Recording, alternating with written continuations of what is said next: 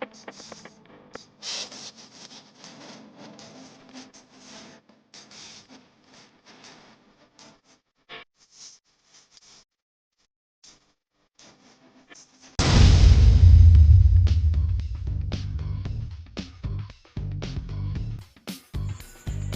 guys, so welcome back po sa ating channel LTHP TV. And then sa ating pong mga ka-TH ay welcome po tayo sa panunood ngayon guys. And then shout out na lang to all my LF and sa lahat po ng aking subscribers and to my followers. So guys, hindi na tayo patumpik-tumpik pa, diretso na po tayong magdidikod guys. So i-share ko lang sa inyo guys, nakakatulong din ito kung paano natin ididikod itong ating sign ngayon guys. So keep on watching and I'll do my best.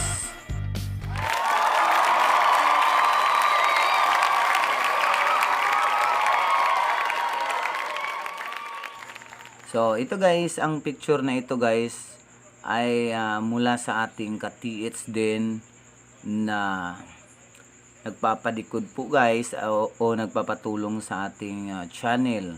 So ito guys, ang masasabi ko nito, ang pagdidikod nito guys ay bibilugan ko na lang o guguhitan ko yung mga marka guys na dapat nating tandaan. So unang-una guys, kung napapansin niyo ay isa pong mata na may bibig.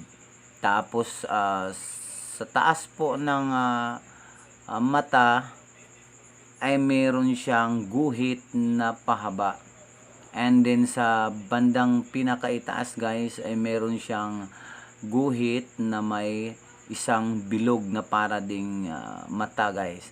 So unang-una nitong babasahin natin ito guys. Itong pinakaitaas guys ay ito po yung C with dot or underline with dot. So ang ibig sabihin naman nito guys, kung titignan natin sa libro guys, ay isa po itong nangangahulugang treasure under.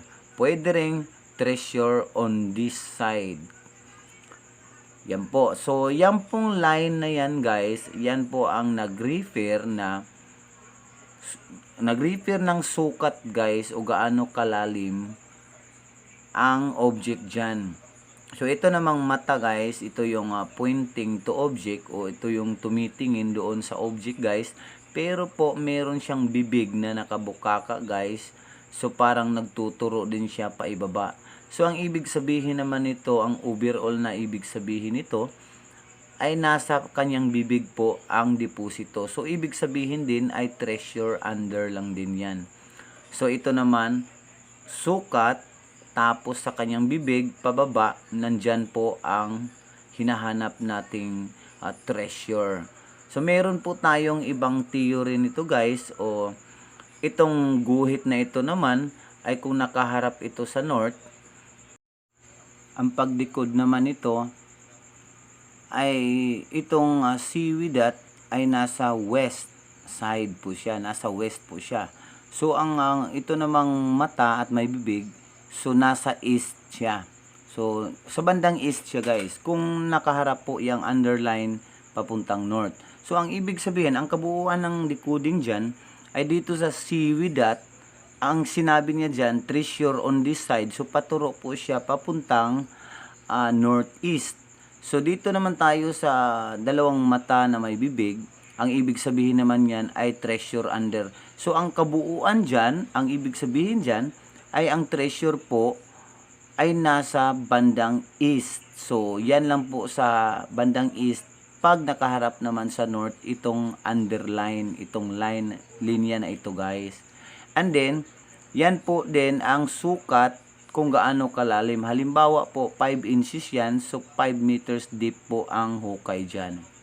So pagkatapos po ng pagdikod dyan ay kailangan din nating mag-test dig dyan sa ibaba ng baba o bunganga ng sign.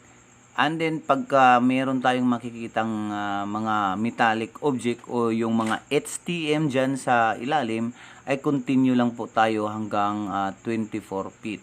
Maraming salamat sa inyong panonood guys.